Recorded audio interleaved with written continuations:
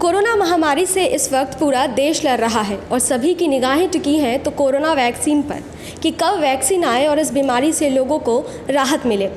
15 जुलाई 2020 को पटना एम्स में देश में पहली बार इस वैक्सीन का ह्यूमन ट्रायल किया गया और इस वैक्सीन का जो ह्यूमन ट्रायल हो रहा था उसको लीड कर रहे थे डॉक्टर CM सिंह की टीम।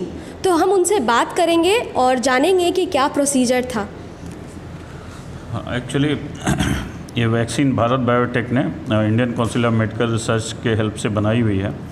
इसका ह्यूमन ट्रायल देश के 12 संस्थान कर रहे हैं, जिसमें एम्स पटना एक है। हमने 13 जुलाई को इनरोलमेंट किया लोगों को, और इसमें क्या है कि इनरोलमेंट के समय हमें उनके कुछ बेसिक जांच करनी होती है, ब्लड की जांच, यूरिन की जांच और फिजिकल एग्जामिनेशन, और साथ में कोविड की भी जांच। जो फिट पाए जाते हैं फिर उनको हम वैक्सीन के लिए बुलाते हैं। तो 15 जुलाई को हमने पहले व्यक्ति को वैक्सीन दिया और आज तक इस तरह से हम 30 लोगों को वैक्सीन दे चुके हैं। मतलब कल तक, मतलब सैटरडे तक 30 लोगों को वैक्सीन दे चुके हैं और आज 10 और लोगों को वैक्सीन की पहली डोज देने जा रहे हैं। तो इस तरीके से इसका ट्रायल शुरू है और अभी तक जो हमने देखा है कोई मेजर साइड इफ़ेक्ट नहीं रिपोर्ट हुए हैं। सिर्फ 3 लोगों ने जो थोड़ी दर्द की शिकायत करी है। तो इस हिसाब से देखा जाए तो वैक्सीन के जो अभी तक आंकड़े हैं वो ये बताते हैं कि काफ़ी सुरक्षित है। और मैं लोगों से अपील करूँगा कि ज़्यादा से ज़्यादा लोग 18 से 55 साल के ज़्यादा से ज़्यादा लोग एक हमारा नंबर है जो नंबर है वो है 7471408832। इस नंबर पे कॉल करके या व्हाट्सएप करके इनरोल हो सकते हैं। फिर उनकी प्राइमरी जांच होगी, जैसा कि मैंने पहले बताया। जांच होने के बाद अगर वो फिट होंगे तो उनको फिर वैक्सीन की डोज दी जाएगी। सर, जब वैक्सीन का पहला ट्रायल आप लोग कर रहे थे तो किन किन बातों का ध्यान रखा जा रहा था? कैसे, मतलब ये प्रोसेस कैसे शुरू किया गया? हाँ, वैक्सीन ट्रायल का एक अपना सेट प्रोटोकॉल होता है। हमने अपने इथिकल अप्रूवल लेने के बाद से उसी प्रोटोकॉल के तहत हम वैक्सीन ट्रायल कर रहे हैं। मेन कंसर्न था सेफ्टी। जब हम पहली बार किसी इंडिविजुअल को वैक्सीन दे रहे थे तो उस समय हमारे लिए मेन कंसर्न था उस इंडिविजुअल की सेफ्टी।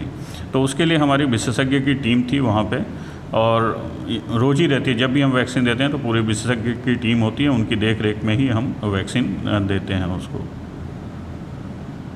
अगर कोई इंसान ट्रायल के लिए आता है तो क्या आप उस जो वॉलंटियर होता है आप उसमें क्या चीज़ें देखते हैं? हाँ, जैसा कि मैंने बताया, वॉलंटियर्स एक तो पहले हम देखते हैं कि 18 से 55 साल का होना चाहिए। उसके बाद हम ब्लड की जांच करते हैं, यूरिन की जांच करते हैं, फिजिकल एग्जामिनेशंस करते हैं और कोविड की जांच करते हैं।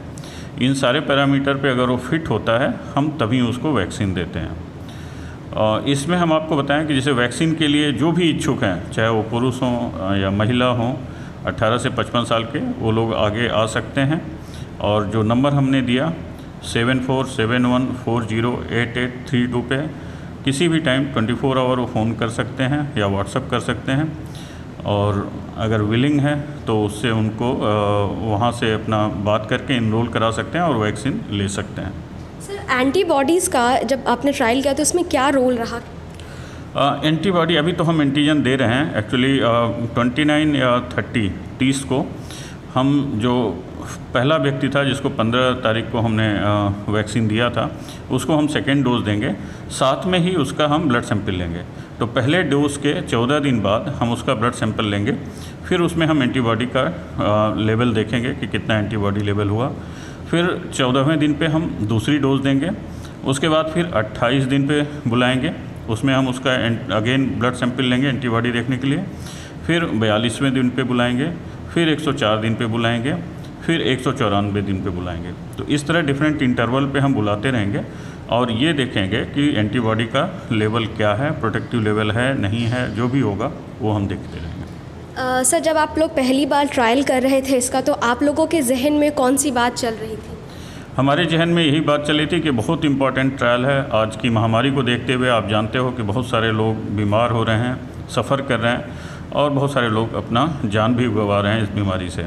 तो ये नेशनल प्रायोरिटी है, क्या वर्ल्ड की प्रायोरिटी है कि कोई सक्सेसफुल वैक्सीन मिले। जिससे कि हम लोगों को सफ़र करने से या मरने से बचा सकें। तो ये हमारे जहन में था। उसके बाद जब आप पहली बार किसी इंडिविजुअल को वैक्सीन देते हैं तो आपके मन में एक डर तो रहता है कि कहीं इसका कोई ऐसा एडवर्स इवेंट ना हो उस व्यक्ति के लिए, तो वो हमारे दिमाग में था। बट उसके लिए हम तैयारी करके रखे हुए थे और हम जानते हैं कि एडवर्स इवेंट अगर कुछ होता भी है तो उसको कैसे मैनेज करना है, ये हमारी टीम एक्सपर्ट थी, तो हम कॉन्फिडेंट भी थे उसमें। बट हमारे जहन में मेन सेफ्टी ऑफ जो इंडिविजुअल होता है उसी का होता है जिसको हम वैक्सीन दे रहे होते हैं। सर सेकेंड ट्रायल कब से शुरू हो रहा है? इसमें फेज़ 1 ट्रायल है। फेज़ 1 ट्रायल में हम लोग 375 लोगों पे वैक्सीन देंगे और उसके बाद उसके रिज़ल्ट को हम एनालाइज़ करते हैं और एनालिसिस के बाद फिर साइमल्टेनियसली फेज़ 2 में हम चले जाएंगे। तो फेज़ 2 में 750 लोगों को देना है, तो मतलब ये है कि टोटल 1125 लोग फेज़ 1 और फेज़ 2 में मिला के होंगे। क्योंकि इसमें टाइम कंस्ट्रेंट है, टाइम क्रिटिकल इवेंट है, ये एपिडेमिक महामारी बहुत भयानक रूप ली हुई है, तो इसलिए हम सीमलेसली कर रहे हैं। तो फेज़ 1 जैसे ही ख़त्म होगा वैसे ही फेज़ 2 भी हम शुरू कर देंगे, जिससे कि जल्दी से जल्दी अगर ये ट्रायल सक्सेस हो तो वैक्सीन आ सके। तो सर फेज़ 2 में किन किन बातों का ध्यान रखा जाएगा? फेज़ 2 में वही है। फेज़ 1 में बेसिकली ज़्यादा हमारा कंसंट्रेशन, ज़्यादा हमारा ध्यान रहता है सेफ्टी ऑफ इंडिविजुअल्स पे, साथ में एफिकेसी भी, मतलब हम देखते हैं कि एंटीबॉडी लेवल कैसे प्रोडक्शन हो रहा है। फेज़ 2 में ज़्यादा फोकस होता है कि उसका एफिकेसी या इफ़ेक्टिवनेस ऑफ वैक्सीन क्या होती है, या जो एंटीबॉडी इम्यूनोजेनिसिटी है वो किस रेशियो में बढ़ती है, तो उस पर ज़्यादा फोकस रहता है। सर अब तक का जो रिज़ल्ट मिला है क्या वो सेटिस्फैक्ट्री है? अभी तक सिर्फ इतना ही कह सकते हैं कि इस वैक्सीन का कोई साइड इफ़ेक्ट नहीं है, क्योंकि 30 लोगों में लगा है, उनमें किसी में हमें कोई ऐसा साइड इफ़ेक्ट नहीं मिला है जो चिंता की बात हो। तो अभी तक तो हम यही कह सकते हैं। जब हम 29 या 30 को जो हम बता रहे हैं ब्लड सैंपल लेंगे और उसका एंटीबॉडी लेवल मेजर करेंगे, तभी हम बता सकते हैं कि वैक्सीन इफेक्टिव हो रही है या नहीं हो रही है। तो अभी तक इतना ही कहेंगे कि वैक्सीन इज़ सेफ़। 15 अगस्त तक कैसे एक्सपेक्ट किया जा रहा है कि वैक्सीन आ जाएगी, तो क्या लोग एक्सपेक्ट कर सकते हैं, उम्मीद लगा सकते हैं? 15 अगस्त तक तो नहीं, 15 अगस्त तक काफ़ी जल्दी है। 15 अगस्त तक तो वैक्सीन नहीं आएगी, बट प्रयास ये चल रहा है कि जितना जल्दी आ जाए उतना अच्छा है। हमें तो उम्मीद है कि नवंबर या इस साल के अंत तक वैक्सीन आ जानी चाहिए। आम लोगों तक ये वैक्सीन पहुंचने में नवंबर तक का समय लगेगा? मुझे ऐसा लगता है नवंबर दिसंबर लग जाएगा। बहुत बहुत शुक्रिया सर। इस तरह के और भी इन्फॉर्मेटिव वीडियोस को देखने के लिए हमारे चैनल को सब्सक्राइब कर लें, और अगर आप ये वीडियो हमारे फेसबुक पेज पर देख रहे हैं तो हमारे फेसबुक पेज को लाइक करें और फॉलो करें। शुक्रिया।